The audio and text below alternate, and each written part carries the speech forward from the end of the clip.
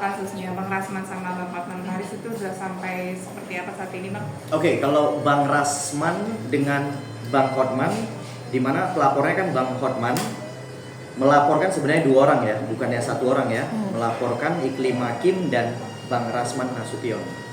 Nah, artinya terlapor 2 dan jelaskan dua-dua sudah ditetapkan sebagai tersangka. Nah, kemudian dilimpahkan berkasnya ke kejaksaan yang akhirnya kejaksaan menyatakan lengkap berkas perkara yang kemudian telah didaftarkan ke pengadilan dan sidang perdananya jatuh pada tanggal 12 November 2024 ya di Pengadilan Negeri Jakarta Utara. Ya kan? Jadi berkas perkara telah diregister dengan nomor 1057 dan 1058 ya kalau nggak salah saya agak lupa ya, nanti coba diikuti diperhatikan, itu bisa dicek kok di SIPP-nya PN Jakarta Utara. Nah kemudian terhadap dakwaan saya sudah terima dakwaan ada kurang lebih 35 halaman. Nah memang dakwaan itu memuat pasal 310, 311, kemudian Jungto 27 ayat 3, Jungto lagi 45 ayat 3 ya. Nah, dakwaan ini sifatnya kumulatif. Nah, kemudian sidang pertama nanti tanggal 12 itu yang pasti itu adalah pembacaan dakwaan oleh jaksa penuntut umum. Nah, sehingga berdasarkan dakwaan itu kami tim penasehat hukum ya yang kurang lebih ada 33 peserta penasehat hukum, kita sepakat akan mengajukan eksepsi. Nah, tujuan daripada mengajukan eksepsi ini adalah untuk mengimbangi dakwaan jaksa penuntut umum, menjadi penyeimbang. Artinya kan yang mewakili kepentingan daripada pelapor atau korban itu adalah jaksa penuntut umum, sementara yang membela kepentingan atau mewakili kepentingan daripada terlapor atau terdakwa nantinya di sidang pengadilan adalah penasihat hukum. Jadi kita adanya dakwaan maka kita buat eksepsi. Memang hukum acaranya juga seperti itu. Artinya majelis hakim memberikan ruang kepada penasihat hukum untuk mengimbangi dakwaan daripada jaksa penuntut umum. Bang, dalam proses abang masuk di pengadilan, dari sisi abang melihat ini ada kejanggalan sih bang? Kalau dilihat ada kejanggalan atau tidak kan saya belum boleh mengkomentari sampai sejauh itu ya. Nah tapi memang kalau kami advokat ada pasal 16. Nah, advokat itu kan ada undang-undangnya, yaitu Undang-Undang Nomor 18 Tahun 2003 tentang advokat.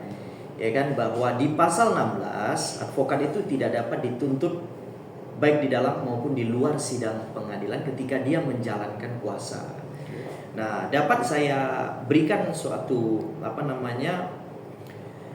suatu keterangan ya di sini ya. Kalau saya membaca kemudian saya mendengar ya seluruh melihat juga ya seluruh alat bukti dan saya simpulkan memang Bang Rasman kemarin itu dalam rangka menjalankan kuasa. Kalau dia dalam rangka menjalankan kuasa, menggunakan surat kuasa, menjalankan kuasa, membela kepentingan kliennya, memang itu nggak bisa dituntut, baik itu di dalam maupun di luar sidang pengadilan. Nah, tapi di sini kan cenderung penyidik telah memberkas suatu perkara, ya kan, untuk membela kepentingan korban. Nah, kemudian oleh jaksa penuntut umum dinyatakan berkas perkara memenuhi persyaratan untuk dilimpahkan ke pengadilan, yang akhirnya berkas perkara dilimpahlah ke pengadilan. Nah, sekarang di pengadilan pun kan artinya kita akan uji ini. Apakah yang disusun oleh penyidik kemudian yang disusun oleh jaksa penuntut umum itu sudah benar-benar akurat, kan begitu kan? Itulah gunanya pengadilan, untuk supaya kita memberikan suatu kepastian juga kepada yang namanya terlapor atau terdakwa, dan juga memberikan kepastian juga kepada pelapor. Nah cuman dalam hal ini yang bisa saya sampaikan kepada rekan-rekan media, kita ini kan negara hukum, ya kan? Kita ini kan tidak diperkenankan untuk nginjak-nginjak hukum. Nah, di sini akan kita coba ini ya keberanian para hakim untuk mematuhi hukum atau tidak. Nah, contohnya ada putusan MK nomor 26 tahun 2013 yang merubah pasal 16 Undang-Undang Advokat Yang tadinya imunitas itu hanya di dalam pengadilan menjadi di luar dan di dalam pengadilan. Nah, kalau hakim berani tabrak itu aturan, wah itu berarti hakimnya sudah tidak bermoral juga kan begitu ya. Nah, contohnya ada satu jurisprudensi di mana mungkin rekan-rekan media mengingat masa lampau terhadap perkara Haris dan Fathia. Polisi mentersangkakan tidak ditahan, ya. Jaksa mem-P21 tidak ditahan, akhirnya bersidang, betul kan? Jaksa menuntut full 4 tahun. Oke, tuntutannya 4 tahun full, tapi putusan majelis hakim apa? Bebas. Berarti keadilan masih ada. Dan itu lawannya mantan Menko, ya termasuk orang sangat kuat lah di Republik ini. Nah, itu benar-benar hakim itu benar-benar menegakkan. Nah, di sini apakah sama atau tidak? Nah, Haris dan Fathia tidak dalam menjalankan kuasa, tapi bebas. Nah, kalau Bang Rasman ini dalam menjalankan kuasa, ada undang-undangnya, ada aturannya, ya kan? Tetapi kalau misalnya majelis hakimnya menyatakan putusan bersalah, itu patut kita pertanyakan netralitas daripada hakim-hakim tersebut. Oke, Abang menyebut menjalankan kuasa, ya. Tapi ada dugaan Bang dalam menangani kuasa itu nggak ada hitam nggak putih. Itu ada pembantahan nggak Bang? Nah, bahwa Iklimah menyampaikan kepada kepolisian waktu diperiksa sebagai terlapor juga, dia menyampaikan tidak pernah memberikan kuasa. Nah, sementara kan ada kita fotonya dia memberikan kuasa, ada keterangan saksi lainnya dia memberikan kuasa. Kemudian ada pernyataan dia mencabut kuasa yang pernah diberikan. Nah, ini kan serangkaian perbuatan. Dan saya rasa kan serangkaian perbuatan ini kan nggak bisa dipotong-potong atau dihilangkan. Ada faktanya kan. Nah, nanti kita uji di pengadilan apakah pengadilan ini juga akan menolak bukti-bukti itu. Tapi kalau namanya bukti kan harusnya tidak ditolak, harus menjadi pertimbangan oleh majelis hakim. Itulah yang akan diuji, namanya netralitas daripada hakim tersebut. Tapi emang ada nggak sih Bang berkas kalau foto ucapan itu kan lisan. Ya. Tapi kalau tanda tangan surat resmi ada notum apalah Iya. label dia Iya. atau pengacara itu kan dia udah membuatkan Bang. Pada saat nanda tangan kuasa itu ada fotonya. Kemudian pada saat meminta Bang Rasman untuk mempublikasi untuk di konferensi pers, itu juga ada chat WA-nya daripada berkas kertas Bang. Berkas kertas ada. Tanda tangannya ada. antara dua pihak. Antara dua pihak ada semua. Jadi tanda tangan waktu Bang Rasman diberikan kuasa, ditanda tangan di depan dia ada, dihadiri para saksi juga. Nah, kemudian setelah itu dia mencabut juga kuasa, dikirimkan lagi kuasa asli pencabutannya itu ke kantor Bang Rasman, itu juga mengakui bahwa di dalam dia pernah memberikan kuasa. Nah, artinya ketika di BAP keterangan dia diterima bahwa dia tidak memberikan kuasa, ya kita patut menduga ya apa motif daripada Iklim Hakim yang memutarbalikkan beberapa fakta, kan begitu kan, yang akhirnya menjebak Bang Rasman hingga menjadi terdakwa. Tapi bersama-sama terdakwa ya, artinya ya bersama-sama. Abang bicara menjebak nih dalam proses nanti pengadilan ini, kalau Rasman tidak terbukti dan dia juga sebagai lawyer yang dikatakan sah, ini berbalik dong Bang ke Iklim Hakim. Abang gimana? Iya, jadi artinya kan gini, sebenarnya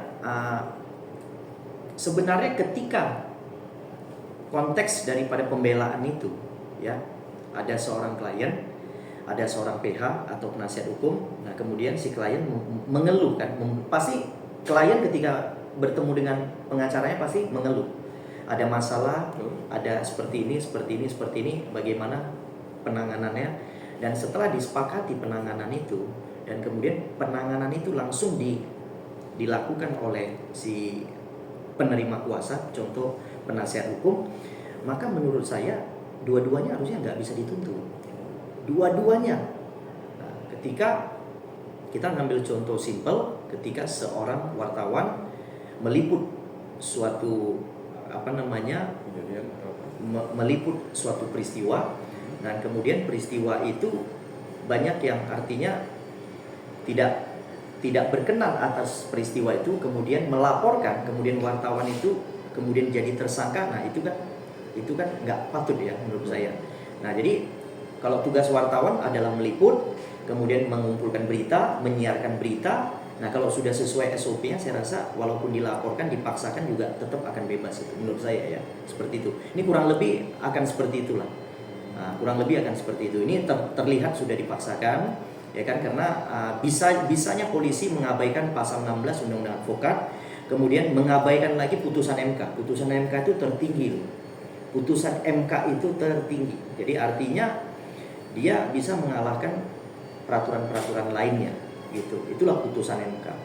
Sehingga menurut hemat saya akan uji ini di pengadilan, kita akan uji dengan pembuktian kita akan uji juga netralitas daripada majelis hakim yang menangani perkara.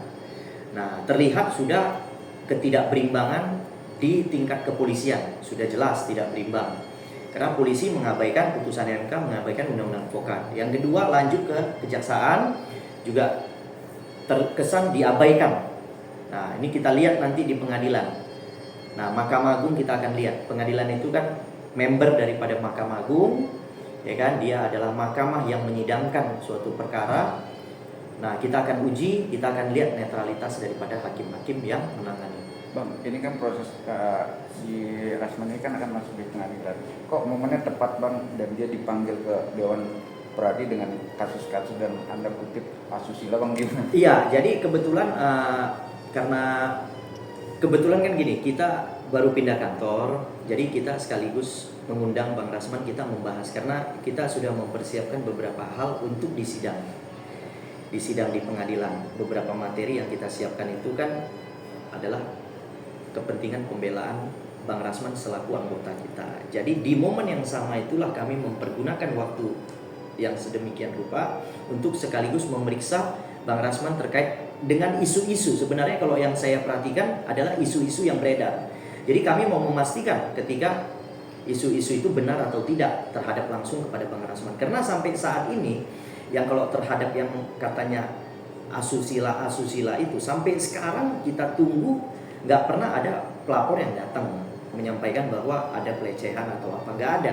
Cuman kami karena begitu ramainya media sosial yang menyiarkan bahwa ini adalah merupakan pelanggaran etik dan segala macamnya, ya kami di waktu yang bersamaan ini kami panggil Bang Rasman, kami klarifikasi lah coba dari Bang Rasman yang langsung, ya kita melihat ada bukti-bukti yang memang seolah-olah itu dibuat untuk menjatuhkan kredibilitasnya Bang Rasman selaku advokat. Abang bilang menjatuhkan, tapi dari pihak laporan yang sekarang masuk proses di pengadilan ini kan ada konteks asusila juga Bang, yang akhirnya dia dilaporkan dan akhirnya masuk di pengadilan. Iya, yang di mana itu? Yang di Pengadilan Jakarta Utara. Ini kan kasus, kalau nggak salah nih, Hotman itu melaporkan karena dia diduga melakukan atau iya, itu kan Hotman pelakunya diduga waktu itu kan. Iya, makanya kan villain Bang. Ini juga perkaranya juga masuk di asusila juga. Hotman juga dilaporkan karena asusila juga Bang. Perkara ini kan kalau Hotman melaporkan Bang Rasman kan pencemaran. Iya kan? Pencemaran. Bukan video ya? Bukan. Hotman melaporkan Bang Rasman kayaknya pencemaran. Apa tuh? Pencemaran nama baik kan? Yang di Utara Jakarta Utara yang akan disidang ini pencemaran ini. Apa? Pencemaran nama baik kan? Konteksnya apa? Konteksnya adalah waktu itu Iklim Hakim datang kepada Bang Rasman menyampaikan bahwa dia diduga dilecehkan. Agak sama. Diduga dilecehkan. Nah, kemudian konteksnya setelah mereka tanda tangan kuasa, akhirnya kemudian Bang Rasman melakukan tindakan dia sebagai lawyer kan, langsung mengambil tindakan, kemudian sebagai lawyer ya dia memberikan peringatan, memberikan somasi, ya itu memang SOP-nya lawyer lah saya rasa, kan gitu. Nah, ini kan kasus main lama Bang, kenapa baru digulirkan sekarang Bang? Ya ada kepentingan ya kalau menurut saya ya, kepentingannya ya yang pertama mungkin dari pihak HPH ya kan selaku merupakan pengacara atau teman baik daripada pihak penguasa kan, ya kan. Jadi yang tadinya berkas perkara ini sudah bolak-balik daripada jaksa penuntut umum yang akhirnya tiba-tiba dinyatakan lengkap atau dengan kata lain P21 oleh pihak kejaksaan. Jadi kalau memang saya melihat di sini ya artinya ada kepentingan atau tendensi ya terhadap perkara tersebut. Berarti dipaksakan Bang? Dipaksakan, kalau kita lihat ya dipaksakan. Bang, Memang segala sesuatu kan kalau yang sudah, kalau memang tindak pidananya ada, ya kan, kalau polisi itu nggak perlu melengkapi berkas 2-3 bulan pun lengkap itu berkasnya. Kenapa ini sampai bertahun, 2 tahun lebih nih, ya kan? Ketika pergantian presiden, akhirnya P21 berkas itu. Ya, tapi saya nggak mau menilai ke sana karena saya masih percaya badan peradilan adalah badan yang benar-benar adil untuk kita masyarakat Indonesia. Bang, kemarin kan abang juga mendampingi Rasman ke kejaksaan. Iya, betul. Dalam tahap pemeriksaan itu dugaan tidak ditahan kenapa, Bang? Iya, jadi artinya kenapa Bang Rasman tidak dilakukan penahanan di tingkat kejaksaan? Karena yang pertama Bang Rasman satu kooperatif. Nah, kebetulan Iklim Hakim rupanya kooperatif juga. Jadi terhadap penahanan itu kan biasanya umumnya adalah tergantung pada subjektivitas penyidik. Oke. Jadi kalau penyidik menilai bahwa tersangka, terlapor atau terdakwa ini adalah kooperatif, maka mereka akan menyampaikan tidak perlu dilakukan penahanan. Tapi ketika mereka menganggap bahwa terlapor atau tersangka ini tidak kooperatif, maka mereka akan mengambil tindakan dengan menerbitkan surat perintah penahanan. Nah, jadi kedua orang tersebut ya bernama Bang Rasman dan Putri Iklima Aprilia kooperatif, dinilai oleh kejaksaan kooperatif sehingga tidak perlu dilakukan penahanan. Oke.